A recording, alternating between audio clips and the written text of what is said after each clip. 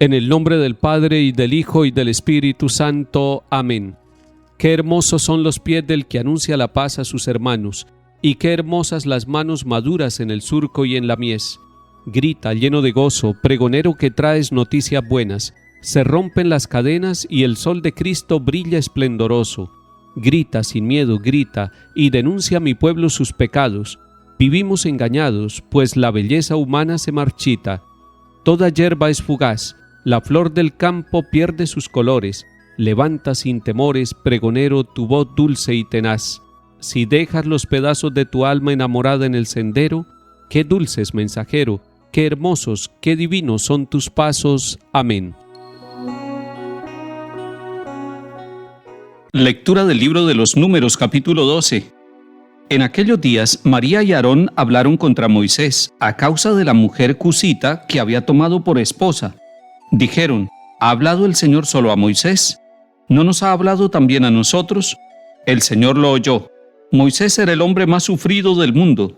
El Señor habló de repente a Moisés, a Aarón y a María: salgan los tres hacia la tienda del encuentro.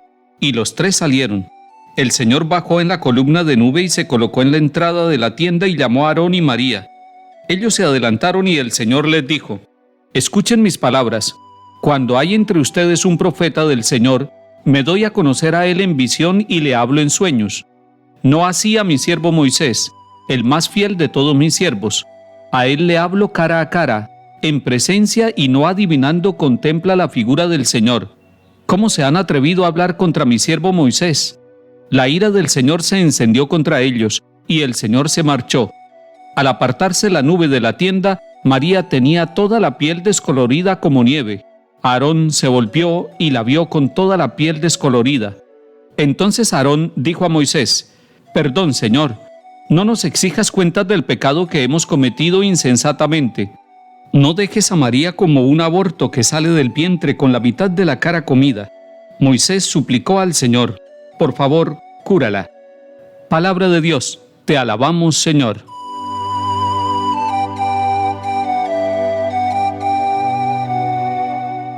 El capítulo 12 del libro de los Números nos muestra que Moisés, liderando al pueblo de Israel hacia la libertad, cumpliendo la misión que Dios le ha conferido a él personalmente, de ser el liberador, el instrumento para llevar al pueblo a la tierra prometida, se enfrenta a Moisés como líder con problemas dentro de la sociedad y dentro de la misma familia. Hoy nos encontramos con que Moisés está afrontando un problema familiar. ¿En qué consiste el problema familiar? Consiste en que María, o Miriam como se puede llamar también, hermana de Moisés, y Aarón, su hermano, están criticándolo, están enfrentándose a él, están hablando mal de él. Y dice la palabra de Dios en este capítulo 12 del libro de los Números que hablan mal de Moisés a causa de la mujer cusita que había tomado por esposa. ¿Quién es la mujer cusita? La mujer de Moisés es Séfora, hija de Jetró, sacerdote de Madián. Eso lo encontramos allá en el capítulo 3 del libro del Éxodo. Séfora le da dos hijos a Moisés, uno llamado Gersón y el otro llamado Eleazar. El nombre de Séfora aparece pocas veces en la Biblia, y realmente ella no es una figura descollante dentro del pueblo de Israel. Sin embargo, hoy nos encontramos con que Miriam y Aarón, hermanos de Moisés, están hablando mal de Moisés a causa de la mujer cusita que había tomado por esposa. Y lo que están diciendo ellos es: ¿ha hablado el Señor solo a Moisés? ¿No nos ha hablado también a nosotros?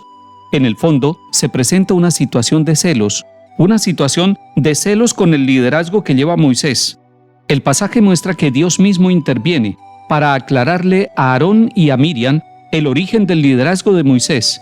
Y les dice: Moisés es el más fiel de todos mis siervos. A él le hablo cara a cara, y hace una distinción. A los demás profetas les habla de pronto en sueños, pero a Moisés le habla cara a cara. Está ratificando la misión, la tarea y la autoridad que tiene Moisés dentro de la comunidad del pueblo peregrino. Esto puede suceder frecuentemente en nuestras comunidades y en nuestra vida familiar, en nuestras empresas.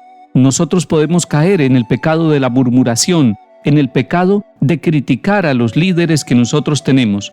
No se trata de que nosotros no hagamos discernimiento, no se trata de que nosotros no tengamos capacidad de decir las cosas, sino cómo decirlas. Es distinta la murmuración a la corrección fraterna. porque la murmuración es un hablar de la persona sin que la persona se entere de quién es el que está diciendo estas cosas. En cambio, la corrección fraterna es ver el error del otro y tener la valentía, tener la autoridad moral para llamarlo y explicarle lo que se está viendo y que le hace mal tanto a la persona como a la comunidad. El pecado aquí es un pecado de murmuración, es un pecado de falta de valentía para decirle la verdad cara a cara también a Moisés.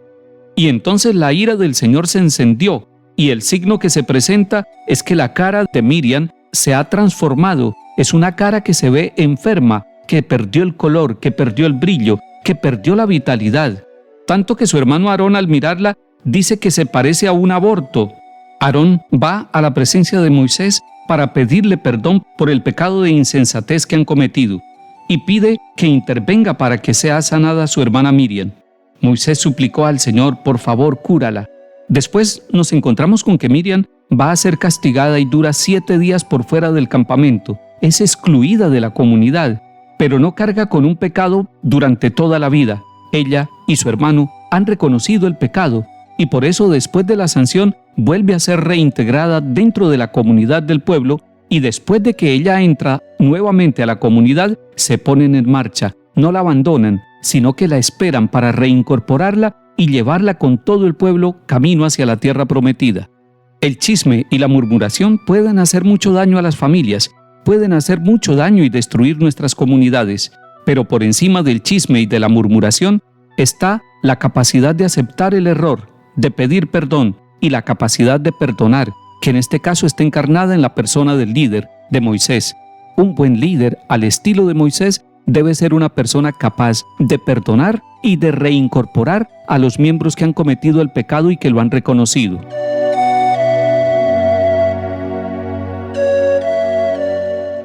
Salmo 50.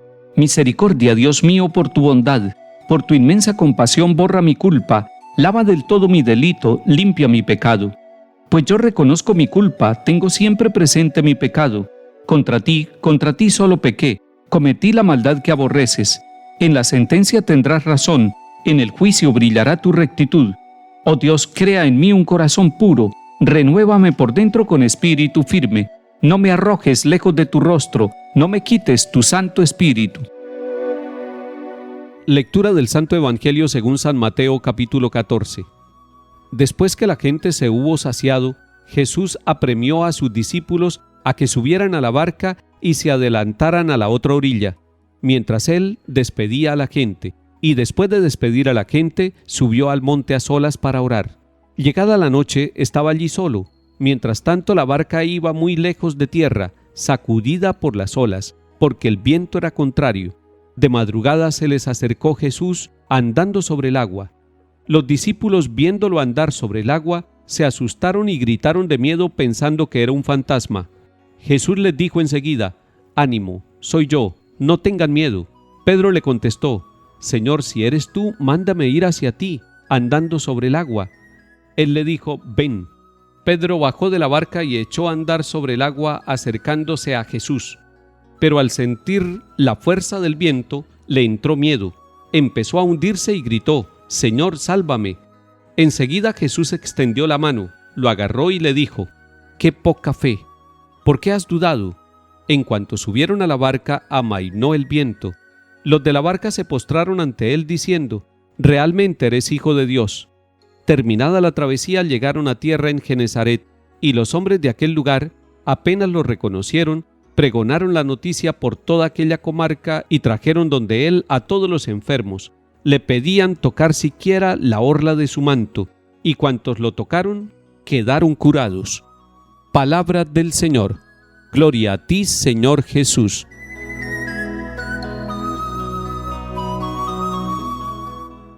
Jesús ha hecho la multiplicación de los panes, que son los versículos anteriores, y terminado este signo que dejó saciado a la comunidad, Jesús apremia, invita a sus discípulos a que se vayan solos. Es un signo de autonomía de sus discípulos, van en la barca, y él se queda en la orilla despidiéndose de la comunidad. ¡Qué bello detalle! Pero más hermoso lo que sucede luego y nos narra el evangelista Mateo. Dice que Jesús subió al monte a solas para orar. Es decir, Después de una gran actividad apostólica y misionera, él necesita tiempo de soledad y de silencio para el encuentro con el amor de Dios Padre. Allí está en el monte, a solas, orando. Llega la noche, el mar está encrespado, el mar tiene viento contrario, los discípulos van navegando, se van alejando, todas las condiciones contrarias para los discípulos. Así está muchas veces nuestra vida, con viento en contra, en medianoche, es decir, a oscuras, y nos vamos alejando de la orilla y nos vamos alejando de Jesús. Pero Jesús en la madrugada, y ese es un signo muy bonito, cuando ya empieza a amanecer, cuando hay esperanzas de nuevo día, se nos acerca, así como se le acercó a sus discípulos. No interesa cómo le toque al Señor Jesús. Allí dice el evangelista que caminó sobre el agua. Todo es posible para el Señor y por eso Él busca la manera de acercarse a nosotros. Hoy, en nuestra vida, en la vida de nuestra familia, en el corazón de cada uno de nosotros, debemos tener una certeza. El Señor se nos acerca. Para Él no hay ningún obstáculo. Nada lo detiene porque su amor lo lleva a buscarnos a nosotros. Él toma la iniciativa. Él camina sobre el agua si es necesario para llegar hasta donde nosotros nos encontramos. Seguramente nos asuste la presencia de Jesús, pero Él nos dirá: ánimo, soy yo. La actitud de Pedro, que pide bajar a caminar por el agua, nos hace recordar también cuando una comunidad, una persona o una familia quiere caminar hacia Jesús, como lo hizo Pedro, puede ser que tenga el impulso inicialmente, pero puede ser también que lo visite el miedo. Esa comunidad, esa familia o esa persona empieza a hundirse, porque el miedo le va quitando la confianza en el Señor, no le permite encontrarse, van caminando el uno hacia el otro, va caminando la persona como Pedro buscando las manos de Jesús, pero el miedo le impide llegar a la presencia de Jesús. Hay muchos miedos en nuestro camino de fe, pero el Señor nos tiende la mano y nos dice: ¿por qué dudan? ¿Por qué tan poca fe? Y cuando nos da la mano, nos da la seguridad, nos da la fortaleza. Él no nos va a dejar hundir en este día ni en nuestra vida. Él camina sobre el agua, nos da la mano para que nosotros podamos volver a la barca con Él. Y al volver a la barca encontraremos la paz. Lo único que nos queda es decirle: Señor, realmente eres Hijo de Dios. Yo me adhiero a ti. Señor, tú eres mi Dios. Tú eres el Salvador de mi vida y de mi familia. Tú eres la única esperanza de todos los pueblos. Por eso, no te alejes de la barca de nuestra vida y de nuestra familia y quédate siempre con nosotros. Que el Señor nos bendiga y acompañe en el nombre del Padre, y del Hijo y del Espíritu Santo. Amén.